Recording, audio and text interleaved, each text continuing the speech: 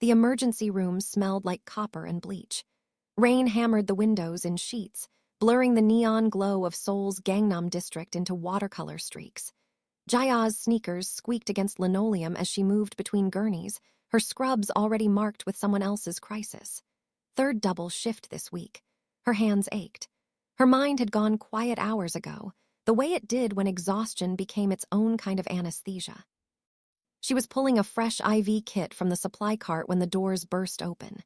Two men in black suits, both drenched, both moving with the kind of coordination that suggested military training. Between them, they half-carried, half-dragged a third man. His white shirt was no longer white. Blood bloomed across his ribs, dark and spreading. "We need a room," one of the suits said. Not asked, said. Jaya's supervisor, Nurse Kang, appeared from behind the triage desk. Her face went pale, not the usual pale of someone seeing blood, but something deeper. Recognition, maybe. Fear, definitely. "Room 7, Kang said quietly. "I'll handle intake." The men moved past without acknowledgement. Jaya caught a glimpse of the injured man's face as they passed. Sharp features, dark hair plastered to his forehead, eyes half closed but not unconscious. His jaw was set in a way that suggested he was deciding whether or not to feel pain, as if it were optional. "Jaya," Kang said, "you take this one." "But Dr. Park is busy, you take this one." Kang's voice had an edge Jaya had never heard before. "And Jaya, whatever you see in that room stays in that room. Understand?" Jaya understood nothing, but she nodded anyway. Room 7 was small, windowless, tucked at the end of the corridor where the fluorescent lights flickered. The two suits positioned themselves outside the door like sentries. Inside, the injured man sat on the examination table, his ruined shirt peeling away from his torso. The wound was a lateral slice across his lower ribs, deep but clean. Knife work, not a bottle like they'd claimed at intake. Jaya washed her hands, snapped on gloves, approached. "I'm going to need you to lie back," she said. He looked at her then, really looked. His eyes were dark, almost black, and they moved over her face with the slow precision of someone cataloging details. Not leering, assessing. She felt seen in a way that made her spine straighten. "How bad?" His voice was quiet, calm, no strain despite the blood still seeping from his side. "You'll live," Jaya said, "but you need stitches, local anesthetic first." "No anesthetic." "That's not." "No anesthetic." He said it the same way he'd said everything else, like the universe was expected to comply. Jaya hesitated, then threaded the needle. His eyes never left her face as she worked. She cleaned the wound, feeling the edges of muscle beneath skin. He didn't flinch, didn't make a sound. Most people would be writhing. Most people would have taken the anesthetic. "What's your name?" he asked. "I'm not supposed to talk to patients beyond medical questions." "I'm not most patients." That much was obvious. The suits outside, the way Nurse Kang had reacted, the knife wound that had been called a bar fight. Jaya pulled the first stitch through, felt him tense fractionally, then release. "Jaya," she said finally. "My name is Jaya." "Thank you, Jaya." The way he said it made her name sound different, heavier, like it meant something. She worked in silence after that, her hands steady despite the wrongness of the situation. 15 stitches. She counted each one, focusing on the precision rather than the questions piling up in the back of her mind. When she finished, she applied a dressing and stepped back. "Change the bandage every day," she said. "Watch for signs of infection, redness, swelling, fever. You should follow up in a week to have the stitches removed." He stood, moved with a fluidity that shouldn't have been possible given the injury. One of the suits appeared in the doorway with a fresh shirt, black this time. The man pulled it on carefully, his eyes still on Jaya. "You're good at your job," he said. "I've had practice." "I can see that." He buttoned the shirt with slow deliberation. "You work nights often." "When they need me." He nodded once, as if this confirmed something.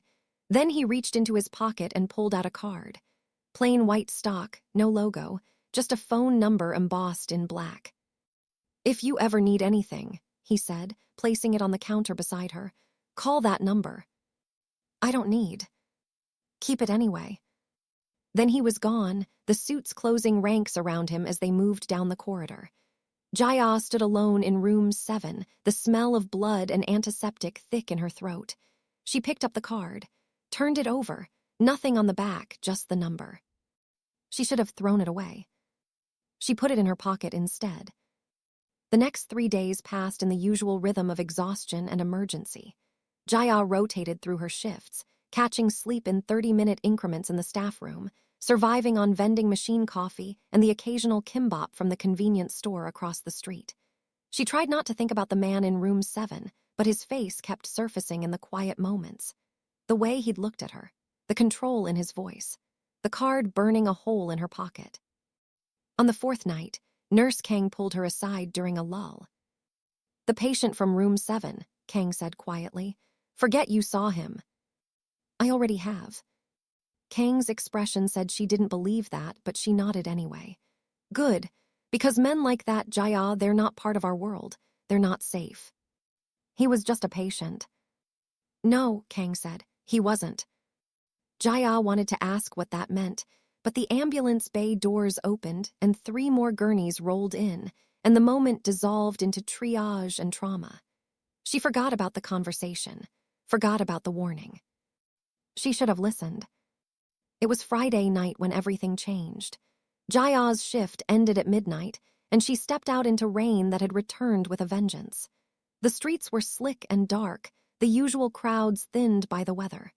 She pulled her jacket tighter and started walking toward the subway station, her shoes already soaked through. She was halfway down the block when she heard footsteps behind her.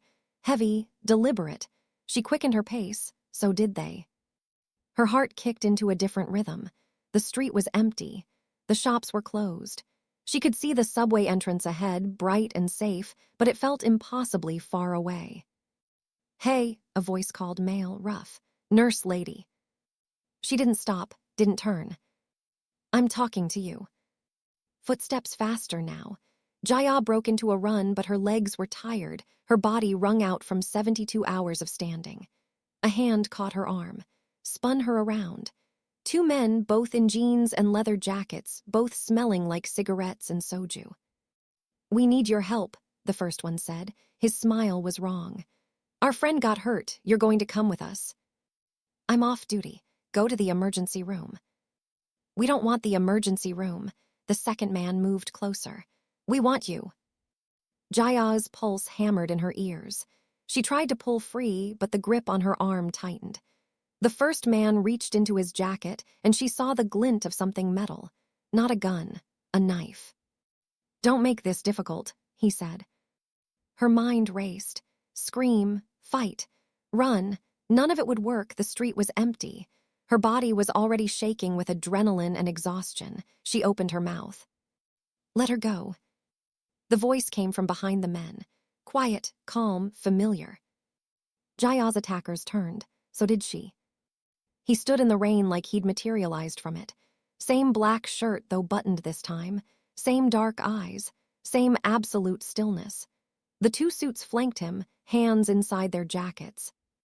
This doesn't concern you, the first attacker said, but his voice had lost its edge. It does now. The man from room 7 moved forward. Didn't rush. Just walked with the kind of certainty that made the rain seem to part around him. The attackers released Jaya and turned to face him fully. The one with the knife pulled it out, but the motion looked defensive now, not threatening. You know who we are, the knife wielder said. I do. Then you know. I know you have 3 seconds to leave. Or what? The man from room 7 didn't answer. One of the suits moved. Fast, professional. The knife clattered to the pavement.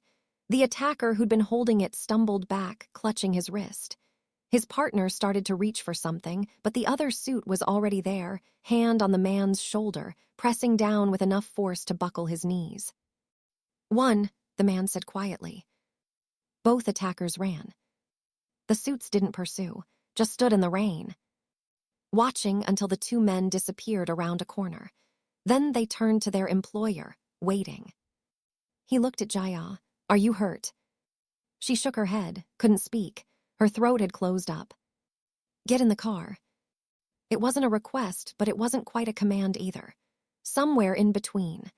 Jaya looked at the black sedan idling at the curb, its windows tinted, its engine purring. Every instinct screamed at her to refuse, to run, to do anything but get in a car with a man she didn't know. But he'd just saved her life. And those men had known her, had been waiting for her. She got in the car. The interior was leather and silence. The man slid in beside her, the suits taking the front seats.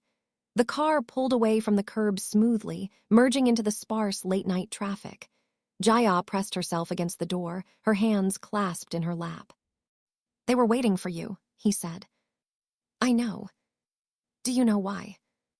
She shook her head. He was quiet for a moment, his gaze out the window. The city lights played across his face, highlighting the sharp line of his jaw, the set of his mouth. You treated me 4 days ago, he said. People noticed, people who think they can use you to get to me. I'm just a nurse. You're the nurse who touched me. That makes you valuable. He turned to look at her. And dangerous to keep alive if they think you know something. Jaya's stomach dropped. I don't know anything. I believe you, they don't. Then what am I supposed to do? Stay close to me until this is resolved. I have a job, an apartment, a life. Which you'll lose if they find you again. His voice remained calm, matter of fact. 2 of my people will be outside your building tonight. Tomorrow you'll move somewhere safer. You can't just decide that. I already have. The car stopped. Jaya looked out, her apartment building. How did he know where she lived? She turned to ask, but he was already opening his door. Get some sleep, he said. Someone will come for you at 7. Wait. But he was gone, the suits following, the car pulling away into the rain. Jaya stood on the sidewalk, soaked and shaking, staring at the taillights until they disappeared. Then she looked up at her building. Sure enough, 2 figures stood in the shadows across the street, watching. She went inside, locked her door, sat on the edge of her bed with her head in her hands. She still didn't know his name. But she had a feeling she was about to learn everything else. Sleep came in fragments. Jaya woke every hour, startled by sounds that might have been nothing or might have been everything. By 6, she gave up, showered, dressed in clean scrubs and jeans, packed a bag without knowing why she was cooperating. Survival instinct, maybe, or something else, something quieter. The sense that refusing would only make things worse. At 7, her phone buzzed. Unknown number. There's a car outside, the text read. Jaya looked out her window. Black sedan, different from last night but the same type. She grabbed her bag and went downstairs. The driver was a woman this time, young, professional, her hair pulled back in a neat ponytail. She opened the rear door without a word. Where are we going? Jaya asked. Somewhere safe. That seemed to be the theme. The drive took 40 minutes, winding out of Gangnam into quieter neighborhoods, then quieter still, until they were on a road lined with walls and gates. Old money territory. The kind of places that didn't have addresses you could Google. The car turned through a gate that opened before they arrived, rolling up a drive flanked by perfectly manicured trees. At the end stood a house. Not a mansion, but substantial. Modern lines, stone and glass, perched on a hill with a view of the city below. The driver stopped at the entrance.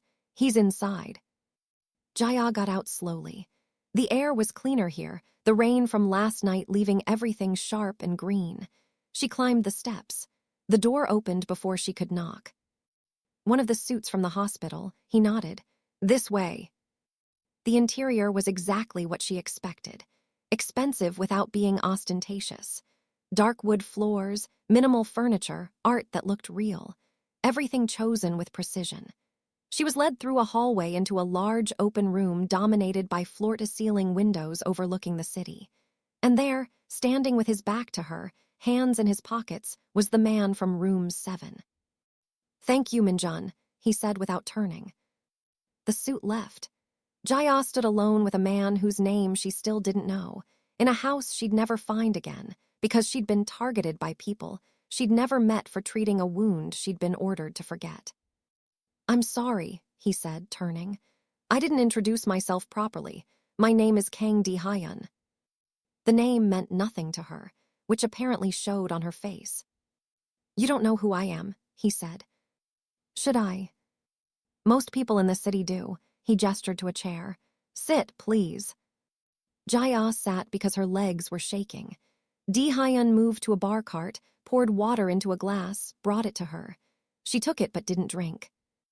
"I run certain operations in Seoul," he said, sitting across from her. "Import, export, financial services, legitimate businesses mostly.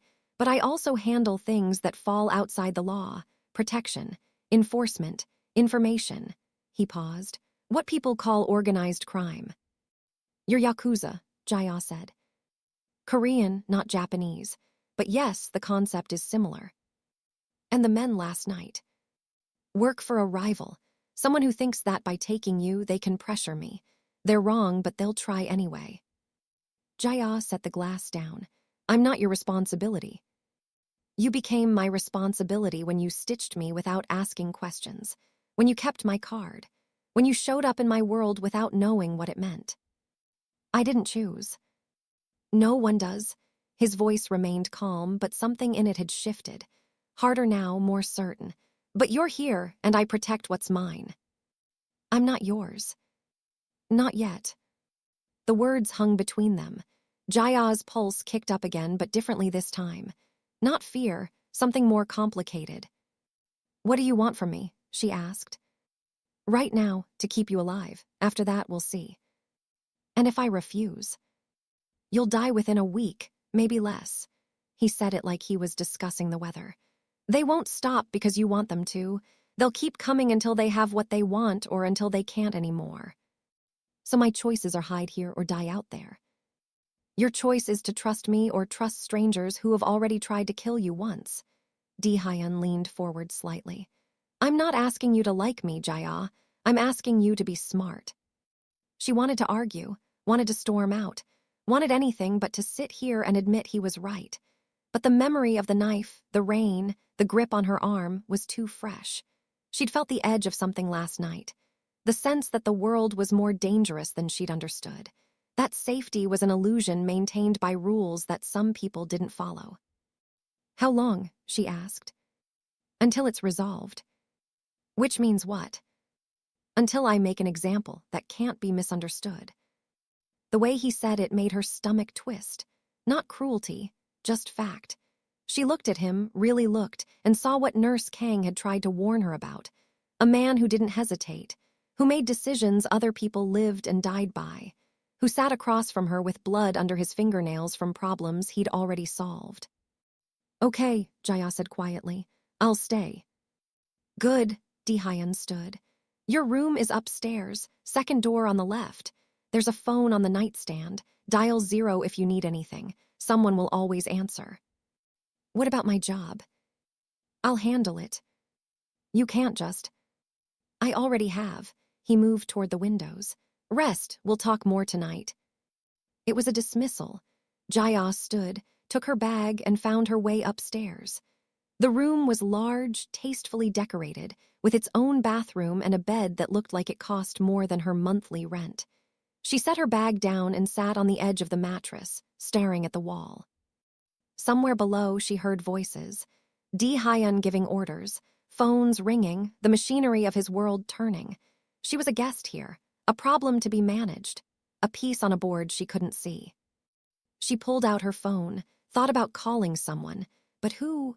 Her friends wouldn't understand, her family would panic, and Nurse Kang had already warned her to forget.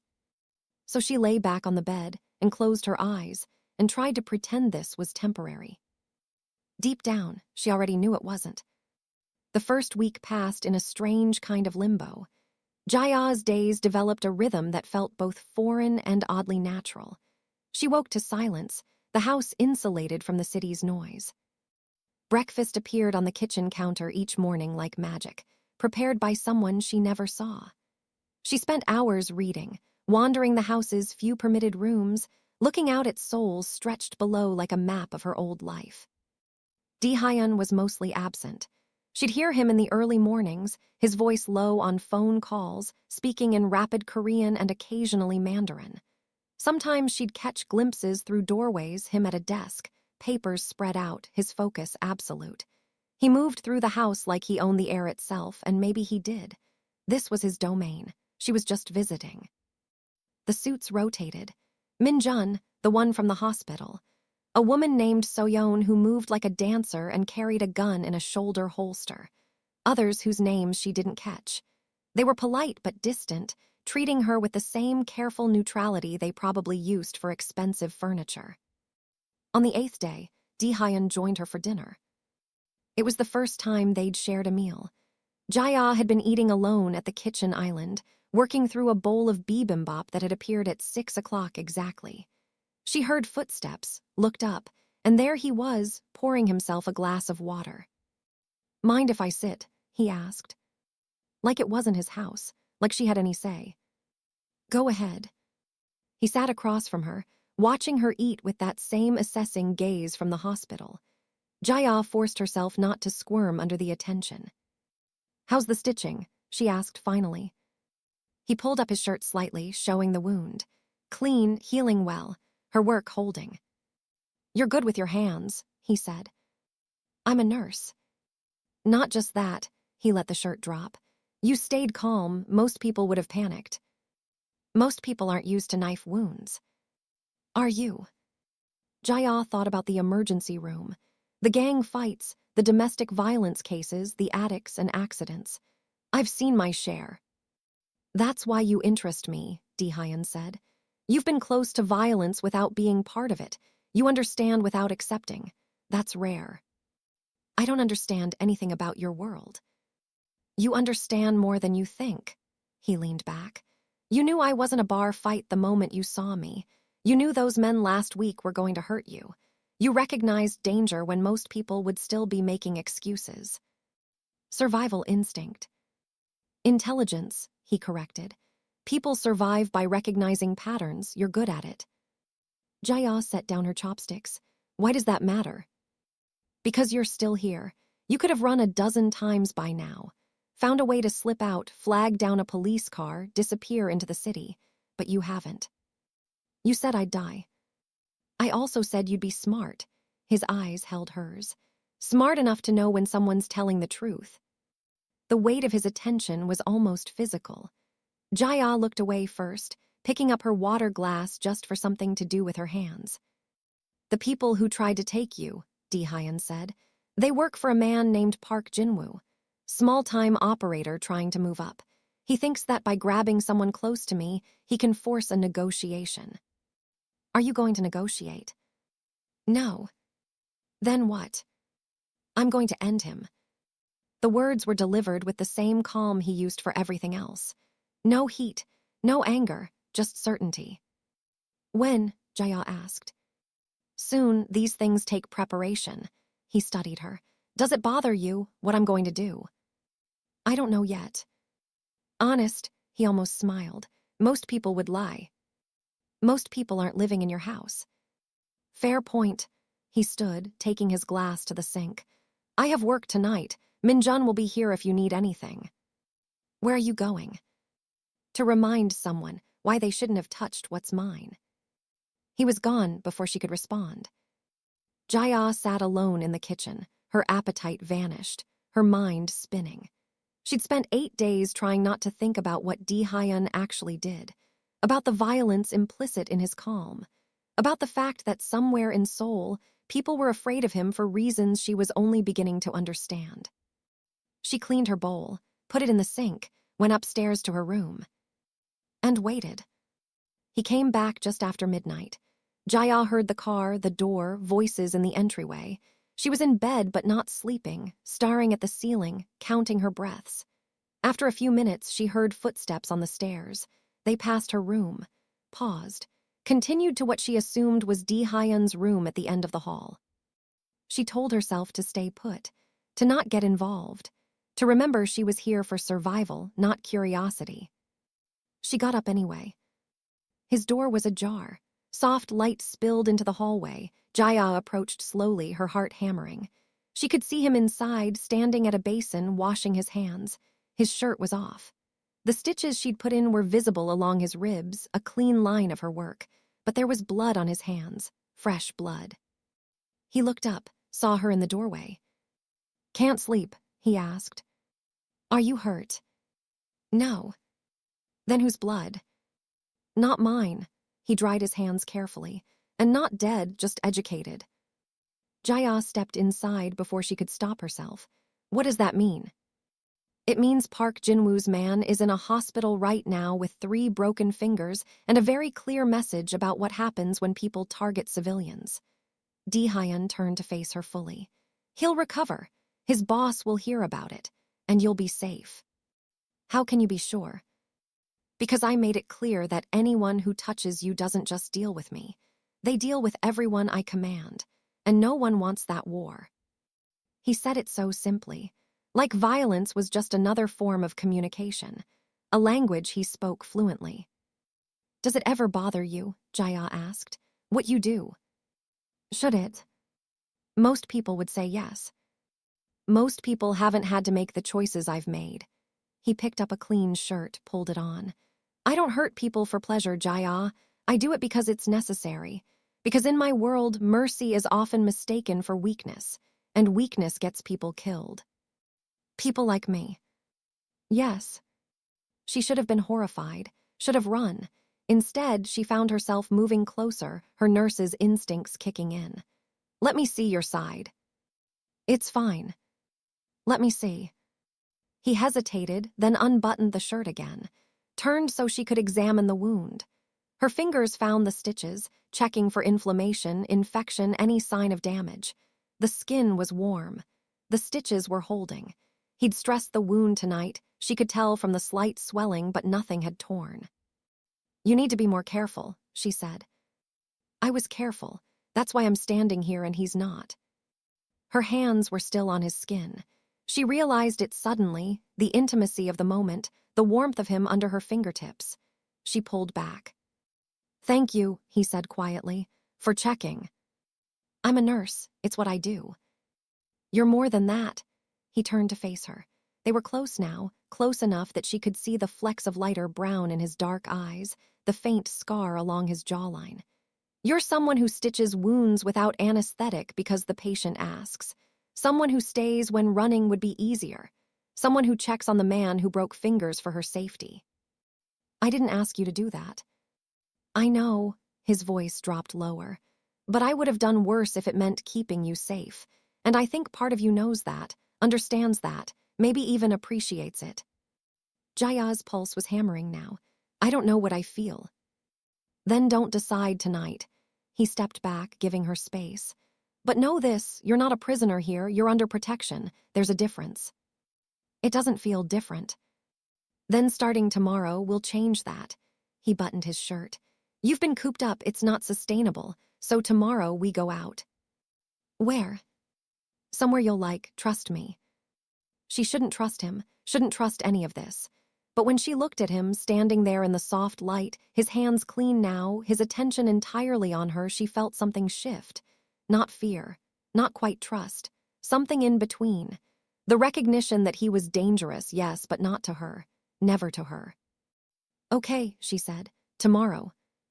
His smile was small but real. "Get some sleep, Jaya." She went back to her room, lay down, stared at the ceiling. And for the first time since this began, she slept through the night. The next morning, Dae-hyun was waiting in the entryway when she came downstairs. He was dressed differently, charcoal slacks, a dark sweater, leather jacket. Casual but expensive. He looked almost normal, almost. "Ready?" he asked.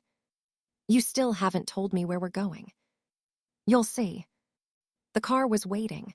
Not a sedan this time, but an SUV, sleek and black with tinted windows. So-yeon was driving. Min-jun took the passenger seat. Jaya climbed into the back with Dae-hyun, and they pulled away from the house. The drive took them back into the city, through neighborhoods Jaya recognized and some she didn't. Eventually, they stopped in Bukshan, the historic district with its Hanok villages and narrow streets. Tourists everywhere, cameras out, the atmosphere relaxed and bright.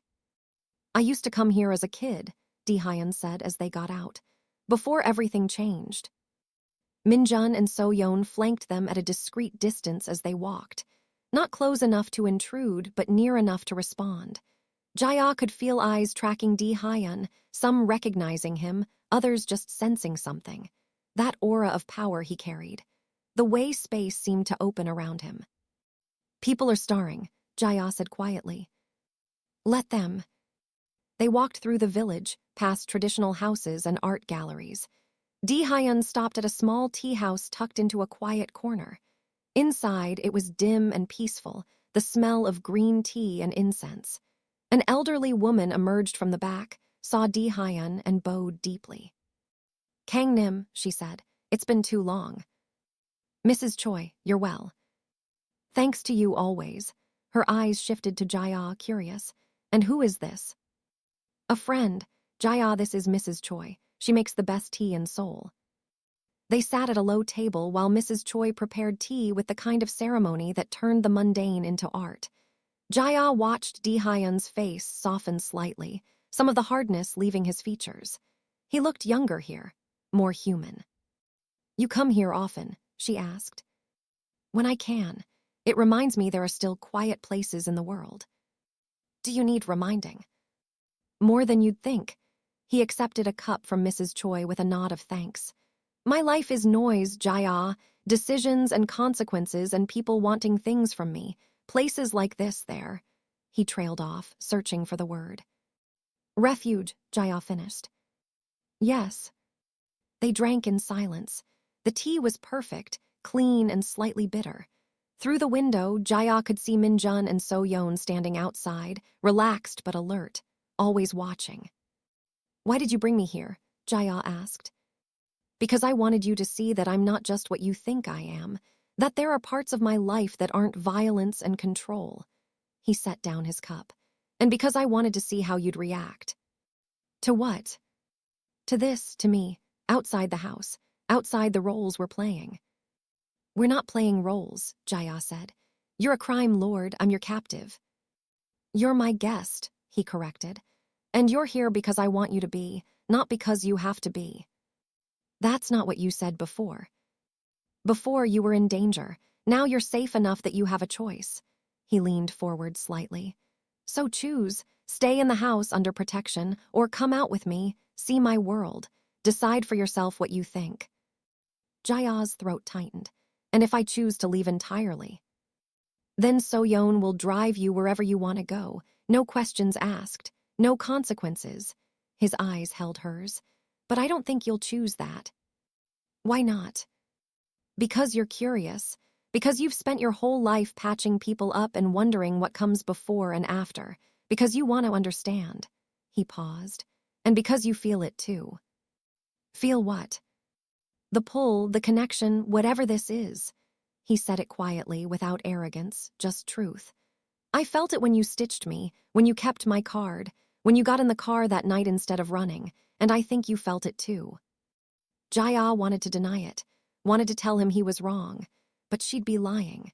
There was something here, something dangerous and compelling and utterly insane. Something that made her heart race every time he looked at her like this, like she was the only person in the world who mattered. I don't know what I'm doing, she said finally. Neither do I, Dae-hyun admitted, but I want to find out. Mrs. Choi returned with more tea, breaking the moment. They finished their drinks, paid, and left. Outside, the sun had climbed higher, warming the streets. Tourists flowed around them, oblivious to the tension crackling between Jae-ah and the man beside her. There's one more place I want to show you, Dae-hyun said. Where? Home. They drove to another part of the city, older, the buildings weathered. The SUV stopped outside a small apartment complex, the kind that had been built decades ago and never renovated. Dae-hyun got out. Jae-ah followed, confused. I grew up here, he said, looking up at the third floor. With my mother. She worked 2 jobs to keep us fed, cleaning offices at night, working a restaurant during the day. He was quiet for a moment. She died when I was 16. Heart attack, too much stress, too little rest. Jae-ah said nothing, waited. I joined a crew the next week. Didn't have a choice. No money, no family, no options. He turned to look at her. Everything I've become started here, in that apartment, with the realization that the world doesn't care if you're good. It only cares if you're strong. And now you're strong. Now I make sure no one else in my organization has to choose between eating and surviving. I pay well. I protect fiercely. I don't tolerate disloyalty or cruelty. His jaw tightened. But I also don't hesitate when violence is necessary, because I learned that hesitation gets you killed, gets the people you care about killed. Is that what I am? Jaya asked. Someone you care about? He looked at her for a long moment. Yes. The word hung between them, simple and devastating. I don't understand this, Jaya said. Any of this. You don't have to, not yet. He opened the SUV door for her. But I'm asking you to stay, not because you're in danger, but because I want you here. Because I think you want to be here too, even if you're afraid to admit it. Jaya climbed into the SUV, sat in silence as they drove back to the house on the hill. Her mind was spinning, her heart a mess of contradictions. She was a nurse, he was a criminal. She saved lives. He took them when necessary. They were opposites. They made no sense. But when they arrived back at the house, and he offered her his hand to help her out of the car, she took it. And she didn't let go until they were inside. That night, Jaya couldn't sleep again. But this time it wasn't fear keeping her awake. It was something else. Something that felt dangerously like possibility. She heard Dae-hyun moving around downstairs, music playing softly, something classical. She got up, pulled on a sweater, and went to find him. He was in the living room, standing by the windows, a glass of whiskey in his hand. The city glittered below. 1,000,000 lives lived in ignorance of the man who controlled so much of their world. Couldn't sleep, he asked without turning. No. Neither could I.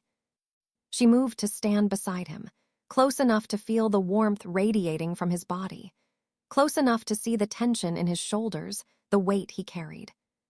Do you ever regret it? She asked. The choices you made. Every day. His voice was barely above a whisper. But regret doesn't change anything. Only action does. And if you could go back, I'd make the same choices, because they're the only ones that made sense at the time. He turned to look at her. But I'd be more careful about who I let close, about who I put in danger. You didn't put me in danger. I was just in the wrong place. You were in my operating room, in my life. That's dangerous all by itself. He set down his glass. I should let you go, Jaya, send you somewhere safe, somewhere I'm not. Is that what you want? No. Then don't. The words were out before she could stop them. Dae-hyun's eyes widened fractionally, the first sign of surprise she'd seen from him. Then something shifted in his expression, something that made her pulse spike. You're sure? He asked. No, but I'm tired of being afraid, tired of pretending I don't feel this. She took a breath. Whatever this is. He moved closer, not touching, but near enough that she could smell his cologne, see the faint stubble along his jaw. If you stay, things will get complicated. My world doesn't do simple. It doesn't do safe. I never asked for safe. What did you ask for? I don't know yet. Her voice was steadier than she felt, but I think I want to find out. Dae-hyun's hand came up, his fingers brushing her cheek. The touch was gentle, almost reverent. You're the most dangerous person I've ever met, he said softly. I'm a nurse. You're someone who makes me want things I shouldn't want, feel things I've spent years learning not to feel. His thumb traced her jawline. You're someone who could destroy me just by walking away. I'm not walking away. Then what are you doing? Staying. The word was barely out before his mouth was on hers. The kiss was nothing like she'd imagined.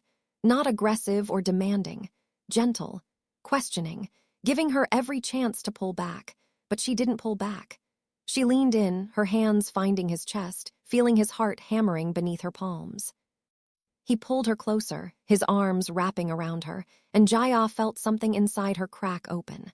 All the fear, the uncertainty, the questions, they didn't disappear, but they quieted, replaced by something simpler. Want. Need. The recognition that she was exactly where she was supposed to be, even if it made no sense. When they finally broke apart, Dae-hyun rested his forehead against hers. "This is a mistake," he said. "Probably. You should go back upstairs." "I should." Neither of them moved. "Jaya," he said quietly. "If you stay, I can't promise it'll be easy. I can't promise you won't get hurt. All I can promise is that I'll protect you with everything I have, that I'll choose you over everything else, even if it costs me." "That's not a small promise." "No, it's the biggest one I've ever made." She looked at him, really looked, saw the vulnerability beneath the control, the fear beneath the calm. This man who commanded an empire was terrified of what she made him feel, and somehow that made her want to stay even more. "Then I'm staying," she said. "For real, not because I'm afraid, not because I need protection, but because I want to." His smile was slow, transforming his face into something almost boyish. "Okay." "Okay." He kissed her again, and this time there was no hesitation, just certainty. The recognition that whatever was happening between them, it was real, dangerous and complicated and entirely insane. But real. They stood there by the windows, the city spread out below them, two people who should never have met finding something neither had been looking for. And in the darkness outside, Min-jun and So-yeon kept watch. Because in Dae-hyun's world, love didn't mean safety. It meant target. But for Jaya, wrapped in his arms, that danger felt like the first honest thing she'd ever known. The next morning brought complications. Jaya woke in her own bed, alone, but with the memory of last night burning bright. She'd eventually gone upstairs at Dae-hyun's insistence, both of them agreeing that taking things slow was wise even as their bodies argued otherwise. Now, in daylight, reality reasserted itself. She was involved with a crime lord. She'd crossed a line she could never uncross. And she didn't regret it. Downstairs, Dae-hyun was in his office, door open, on a call that sounded tense. Jaya caught fragments as she passed. "No, that's not acceptable. Tell him I said no. Handle it or I will." She kept walking, found coffee in the kitchen, and took it out to the terrace. The view was stunning in morning light. Seoul stretched out like a promise, the Han River cutting through it, buildings rising like mountains. Jaya sipped her coffee and tried to process everything that had changed in less than 24 hours. "You're up early." She turned. Dae-hyun stood in the doorway, still in yesterday's clothes, his hair slightly mussed. He looked tired but pleased. "Couldn't sleep," she said. "Second thoughts." "About 100, she smiled, but no regrets. He moved to stand beside her, his arm brushing hers. "Good, because I need to tell you something." Her stomach tightened. "What?" "Park Jin-woo, the man who tried to take you, he's escalating. One of my people reported movement this morning. He's planning something bigger." "What kind of something?" "The kind that requires me to respond decisively." Dae-hyun's voice was calm, but she heard the steel beneath. "Which means I'll be gone for the next 2 days. Min-jun and So-yeon will stay here with you. Full security detail." "Where are you going?" "To end this." Jaya set down her coffee. "What does that mean?" "It means I'm going to have a conversation with Park, one he'll understand. And after that conversation, he'll never touch anyone I care about again."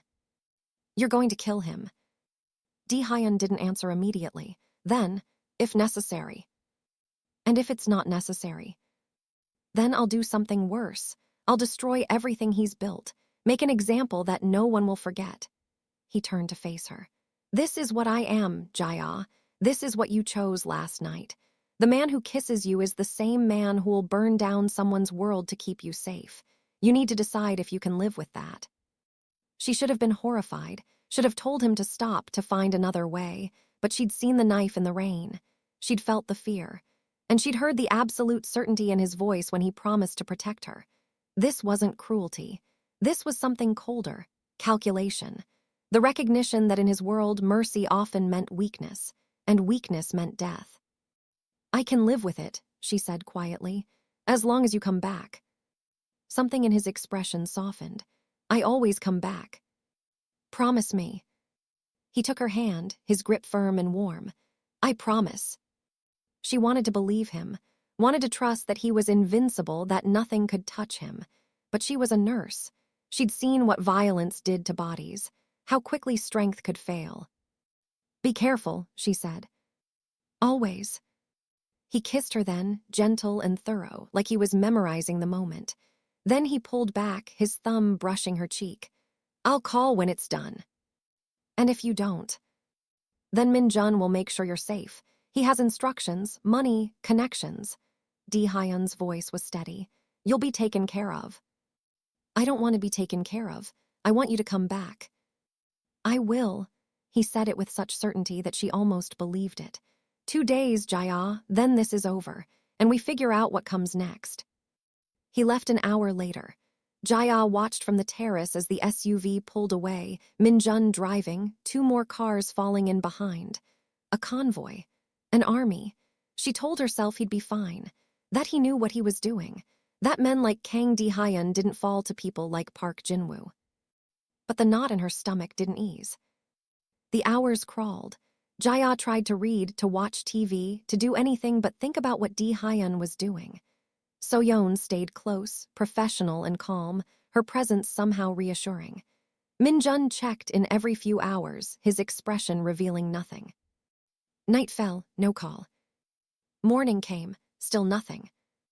By the second night, Jaya was packing the living room, her phone clutched in her hand, jumping at every sound. So-yeon watched her with quiet sympathy but offered no information. Min-jun was gone, his shift taken by another suit Jaya didn't recognize. He's fine, So-yeon said finally. Kang-nim is always fine. Then why hasn't he called? Because he's working. When he's done, he'll call. The logic didn't help. Jaya kept packing, kept imagining scenarios. Dae-hyun wounded, captured, dead. The thoughts spiraled, each worse than the last. At 11 p.m., her phone rang. She answered before the second ring. Dae-hyun. It's done. His voice was tired but steady. It's over. Relief hit her like a wave. Are you hurt? No, Park is, but he'll live. He just won't be a problem anymore. What did you do? I took everything. His territory, his people, his money. He's alive, but he's nothing now. A message for anyone else who thinks they can touch what's mine. Jaya sank onto the couch. When are you coming back? Tomorrow morning, early. I need to finish a few things here first. Okay. Jaya, his voice softened. I kept my promise. I know. Get some sleep. I'll see you soon. She wanted to say more, wanted to tell him she'd been terrified, that these 2 days had been the longest of her life, that she'd realized somewhere in the waiting how much he'd come to mean to her. But the words stuck. So she just said, okay, again, and hung up. She slept that night, deeply, and woke to the sound of a car in the drive. Dae-hyun was in the entryway when she came downstairs, looking tired but whole. His clothes were clean, his face washed, but she could see the exhaustion in the set of his shoulders. He saw her and smiled, and something in her chest unclenched. Hi, he said. Hi. They stood there, the distance between them suddenly feeling insurmountable. Then Jaya moved, crossing the space, and wrapped her arms around him. He went rigid for a half-second, then melted, his arms coming around her, holding her tight. I was worried, she said into his chest. I know, I'm sorry. Don't be sorry, just don't do it again. I can't promise that. Then promise you'll always come back. That I can do. He pulled back enough to look at her. Always, Jaya, as long as you're here, I'll always come back. She kissed him. Hard and desperate and full of everything she'd felt for the past 2 days. He responded in kind, his hands tangling in her hair, pulling her closer. When they finally broke apart, they were both breathing hard. What happens now? Jaya asked. Now, Dae-hyun's smile was slow. Now we figure this out together. Your world and mine. Our world, if you'll have it. She thought about the emergency room, the blood and chaos and endless shift work. Thought about this house on the hill, the danger and protection, and the man who'd burned down an empire to keep her safe. Thought about who she'd been 3 weeks ago and who she was now. "Yes," she said, "I'll have it." His kiss this time was gentler, a promise rather than a question. And when he led her upstairs, Jaya followed without hesitation. Because she'd made her choice. And in Kang Dae-hyun's world, that choice meant everything. 3 months later, Jaya stood in the emergency room at Seoul General, her hands steady as she stitched a cut on a teenager's arm. The injury was minor, the kid more embarrassed than hurt. She worked efficiently, her mind quiet in the way it always was during procedures. "All done," she said, applying a bandage. "Keep it dry for a few days. Come back if you see any redness." The kid nodded, thanked her, and left. Jaya stripped off her gloves and washed her hands, checking the clock. Her shift ended in an hour. After that, Min-jun would pick her up, drive her back to the house on the hill, and she'd have dinner with Dae-hyun if he was home. If he wasn't, she'd wait. She was good at waiting now. "Nurse Choi," Nurse Kang approached, her expression curious. "You've been back 2 months now. How are you adjusting?" "Fine," Jaya said. "It's good to be working again." Kang studied her. "You seem different, more settled, maybe." "Maybe." "That man you treated, the one who caused all the fuss." Kang's voice dropped. "You're still in touch with him." Jaya thought about lying, about maintaining the fiction that her life was ordinary. But Kang had been kind, and she deserved something closer to truth. "Yes," Jaya said, "I am." "And you're safe." "Very." Kang nodded slowly. "Good, because I heard Park Jin-woo's organization collapsed, just fell apart overnight. People are saying Kang Dae-hyun absorbed the whole thing without firing a shot." "I wouldn't know about that." "Of course not." Kang's smile was knowing. "But if you did know him, you could tell him thank you from me. Life's been quieter in the ER since Park's people stopped causing trouble." Jaya smiled. "If I knew him, I would." Her shift ended. She changed out of her scrubs, grabbed her bag, and headed to the parking garage. Min-jun was waiting, the SUV idling. She climbed in. "How was work?" he asked. "Busy, good." She settled into the seat. "Is he home?" "Got back an hour ago. Made dinner." Jaya's eyebrows rose. "He cooked." "Don't sound so surprised. He's capable of more than you think." The drive was familiar now, the route embedded in her muscle memory. When they pulled up to the house, Jaya felt the same sense of arrival she always did. Not just coming to a place, coming home. Dae-hyun was in the kitchen, wearing an apron over his usual dark shirt, stirring something on the stove. He looked up when she entered, his smile immediate and warm. "You cooked," Jaya said. "I'm full of surprises." He gestured to the table already set. "Sit, it's almost ready." She sat, watching him move around the kitchen with the same controlled precision he brought to everything. This man who commanded fear and respect across Seoul was making her dinner. The contradiction should have been jarring. Instead, it felt natural. He served bibimbap, perfectly arranged, and joined her at the table. They ate in comfortable silence, the kind that came from knowing someone well enough that words weren't always necessary. "How was your day?" Jaya asked eventually. "Productive, boring meetings mostly. One interesting development." He paused. "I'm opening a charitable foundation, free medical clinics in underserved neighborhoods." Jaya set down her chopsticks. "Really?" "You were right about using power for more than control. I've been thinking about it, about what my mother would have wanted." He met her eyes. "I want you to help run it. Your expertise, my resources. We could do real good." "You're serious?" "I don't joke about things that matter." She believed him, saw the sincerity in his expression, the careful hope. This man who'd built an empire on fear was offering her a chance to build something else, something that helped rather than harmed. "Yes," she said, "I'll help." His smile was bright, almost boyish. "Good, we start next month." They finished dinner, cleaned up together, moving around the kitchen in sync. Later, they sat on the terrace, the city lights below them, Jaya tucked against Dae-hyun's side. "Do you ever regret it?" she asked. bringing me into your world. Every time I think about what could have happened to you, every time I imagine you getting hurt because of me." He was quiet for a moment. "But I don't regret knowing you, loving you. That's worth the fear." "Loving me," her heart kicked up. "Yes," he said it simply. "I love you, Jaya, have for a while now. I was just waiting for the right moment to say it." She turned to look at him, saw the vulnerability in his expression, the way he was braced for her response. This powerful, dangerous man was offering her his heart, the same heart that had made him burn down an empire to keep her safe. That had made him cook her dinner. That had made him want to build clinics for people who'd never know his name. "I love you too," she said, "even though you're completely insane and dangerous and you've ruined me for normal men." He laughed, the sound rare and genuine. "Good, normal men don't deserve you." "And you do." "No, but I'm selfish enough to keep you anyway." She kissed him, pouring everything she felt into it. When they pulled apart, Dae-hyun's eyes were dark with want. "Stay with me," he said. "Not as a guest, not as someone under protection, as mine, completely." "I'm already yours." "Then make it official. Move in, all the way, your things, your life, everything."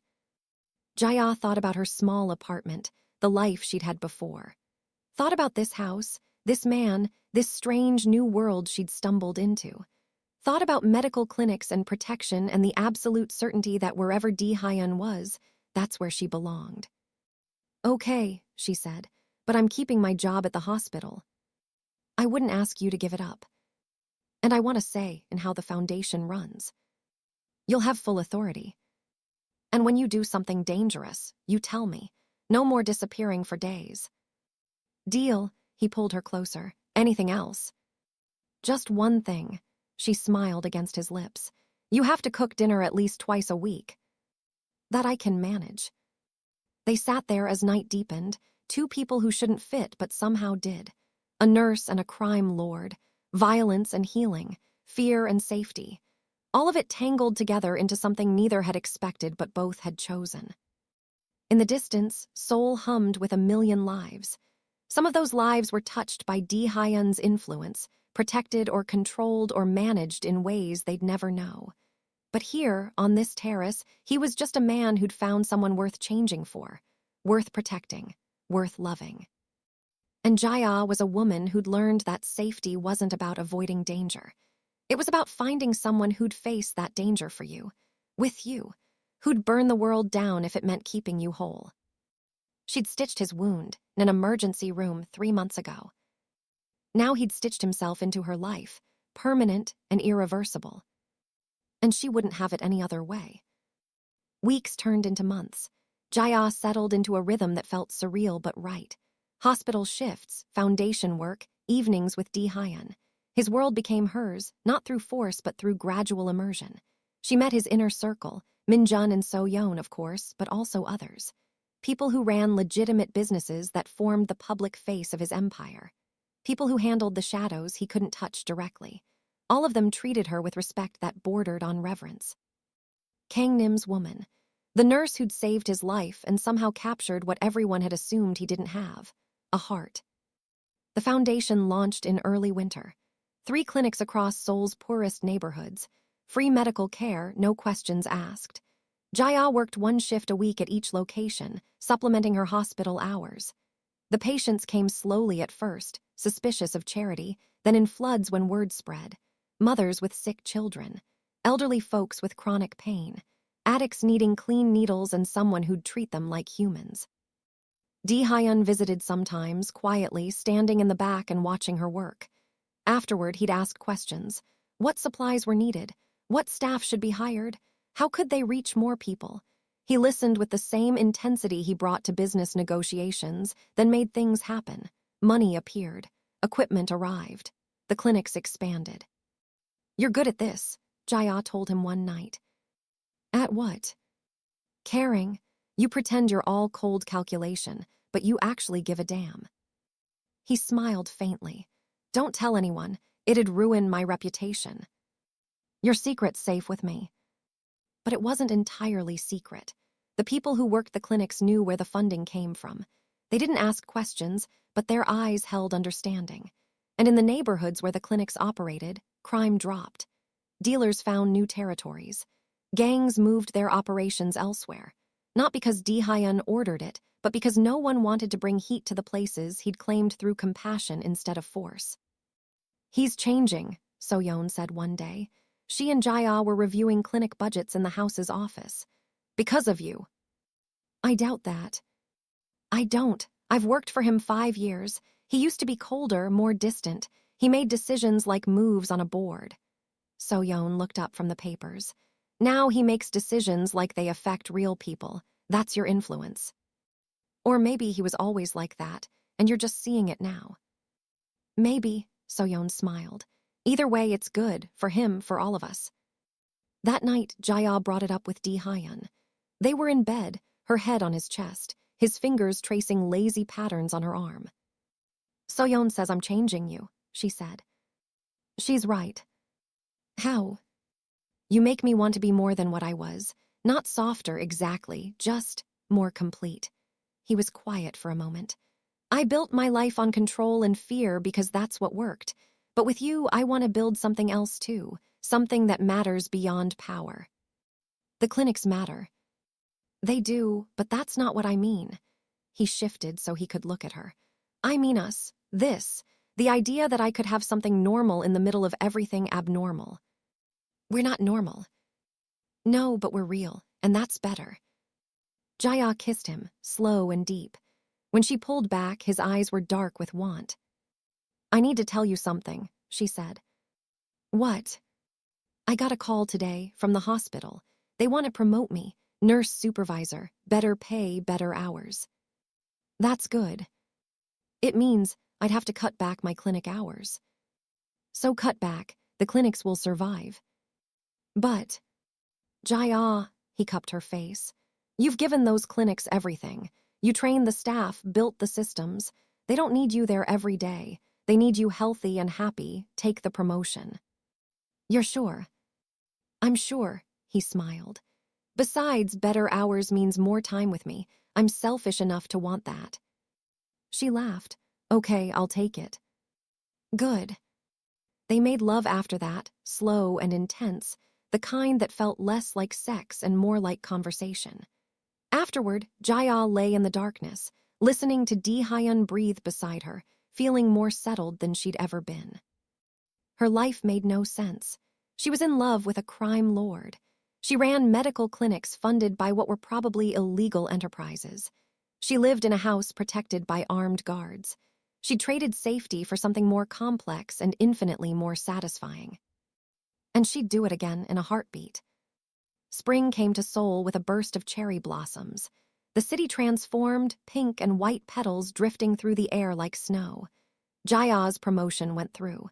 She adjusted to her new role, finding she enjoyed the administrative challenges. Training staff, managing resources, building systems that would outlast her. Dae-hyun threw himself into expansion, not of his criminal empire, but of the foundation. 2 more clinics opened. Plans for a 4th and 5th were underway. He also started investing in legitimate businesses in struggling neighborhoods, restaurants, shops, employment programs, not charity but smart investments that improved communities while turning profit. "You're becoming respectable," Minjun teased one day. "Careful," Dae-hyun said. "I can still make you disappear." But there was no heat in it, just affection for a man who'd been loyal through everything. In late spring, trouble surfaced. A new player moving into Seoul's underworld, someone from Busan trying to establish territory. Aggressive, violent, uninterested in the careful balance Dae-hyun had built. "His name is Choi Sung-min," Minjun reported during a meeting Jae-ah accidentally overheard. She'd come home early, found Dae-hyun's office door cracked, and stopped when she heard the serious tone. "What's he want?" Dae-hyun asked. "Everything. He's already hit 3 of Park's old territories, taking them by force. He's asking about you, about your operations." "Let him ask." "Dae-hyun, this guy's dangerous. He doesn't play by rules, doesn't care about collateral damage." "Then he'll learn." Jae-ah moved away before she could hear more, went upstairs, tried not to think about what he'll learn meant, but anxiety crept in anyway. The sense that the peace they'd built was fragile, that violence was always waiting in the wings. Dae-hyun came to her that night, found her on the terrace, staring at the city. "You heard," he said. "Some of it. I won't lie to you, Choi is a problem, one I'll have to handle." He moved to stand beside her. "But it won't touch you, I promise." "You can't promise that." "I can, because I'll make sure of it." His voice was absolutely certain. "You're protected, Jaya, always." "What about you?" "I'll be fine." Dae-hyun. "I will." He turned her to face him. "I've survived worse than Choi. I'll survive this." But she heard the things he wasn't saying. That it would be ugly. That people would get hurt. That the world he'd built, the one where he could cook her dinner and fund medical clinics, might have to recede while he did what was necessary to maintain control. "I hate this," she said quietly. "I know, I hate that you have to see it." He pulled her close. "But I won't apologize for protecting what's mine, for protecting you, even if it means getting my hands dirty." She leaned against him, feeling his heartbeat steady and strong. "Just come back to me." "Always." The next 2 weeks were tense. Dae-hyun was gone more than he was home, his movements carefully orchestrated. Jaya threw herself into work, trying not to imagine the confrontations happening in the shadows. Min-jun and So-yeon stayed close, their presence both reassuring and ominous. Then, one night, Dae-hyun came home covered in blood. Not his blood. That much was clear from the way he moved, steady and controlled. But his shirt was ruined, his hands stained. Jaya met him in the entryway, her nurse's instincts kicking in. "Are you hurt?" she asked. "No." "The blood." "Isn't mine." He looked at her, his eyes dark and tired. "It's done. Choi won't be a problem anymore." "What did you do?" "What was necessary." He started toward the stairs, then stopped. "I didn't kill him, he's alive, but he'll spend the next year recovering, and his people know what happens when they come at me." Jaya should have asked more questions, should have demanded details, but she could see the exhaustion in his face, the weight of what he'd done, so she just nodded. "Go shower," she said. "I'll be upstairs." He did. She waited in his room, sitting on the edge of the bed, trying to process. This was who he was, who he had to be to survive in his world. She'd known that intellectually, but seeing the blood, feeling the danger so close, made it visceral. When he emerged from the bathroom, hair wet, wearing clean clothes, he looked more like himself. He sat beside her. "I'm sorry you had to see that," he said. "I'm not." He looked surprised. "No." "No, because it's real. It's the truth of what your life is, our life." She took his hand. "I can't love half of you, Dae-hyun. I have to love all of you, even the parts that scare me." His expression softened. "You're the strongest person I know." "Or the craziest." "Maybe both." He pulled her closer. "But you're mine, and I'm yours completely." They held each other in the quiet. No words needed. Just the recognition that they'd chosen each other with full knowledge of what that meant. The danger, the complications, the impossibility of ever going back to normal. Jaya wouldn't have changed a thing. Summer arrived hot and humid. The city sweltered, but life continued. The clinic stayed busy. Jaya's promotion meant she was training new supervisors, building a structure that would last. Dae-hyun's world stabilized after the Choi incident. Word had spread. Don't touch Kang Dae-hyun's interests. Don't threaten his people, and definitely don't threaten the woman he loved. On a Saturday in July, Dae-hyun took Jaya to the coast. Just the two of them, Min-jun driving but staying back once they arrived. A private beach, the kind accessible only to those with enough money or influence. They walked in the surf, hand in hand, the water cool against their feet. "I want to tell you something," Dae-hyun said. "What?" "When I was 16, standing in that apartment after my mother died, I made a promise that I'd never be weak again, never let anyone have power over me." He stopped walking, turned to face her. "But you have power over me, Jaya, complete power. You could destroy me just by leaving." "I'm not leaving." I know, but the fact that you could, that you have that choice, and you stay anyway, that means everything. He reached into his pocket, pulled out a small box. Which is why I'm asking you to make it permanent. Jaya's heart stopped. Dae-hyun. He opened the box. Inside was a ring. Simple, elegant, a single diamond set in platinum. Marry me, not because you have to, not because you're afraid, but because you want to, because you choose me, knowing everything I am. Her eyes filled. Yes. You're sure? Yes, she laughed through tears. You insane, dangerous, perfect man. Yes. He slid the ring onto her finger, then kissed her like she was the only thing in the world that mattered. And maybe she was. Maybe that's what love did, narrowed the world down to two people standing on a beach, choosing each other despite every reason not to. When they pulled apart, Jaya looked at the ring, then at him. My family's going to ask questions. Let them. I'll have to tell them something. Tell them I'm an import-export. It's not entirely a lie.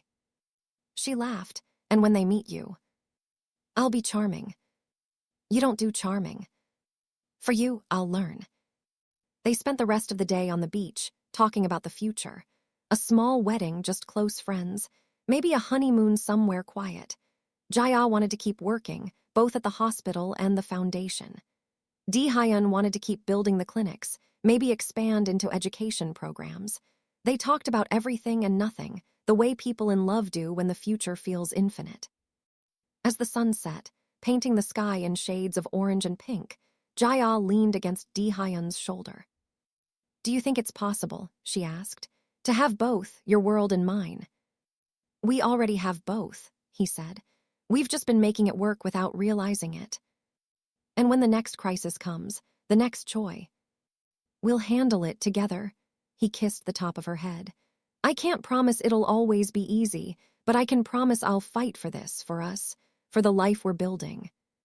That's enough.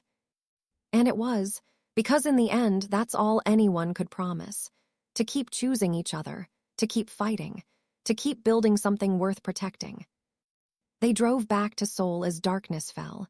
The city lights glittered like a promise.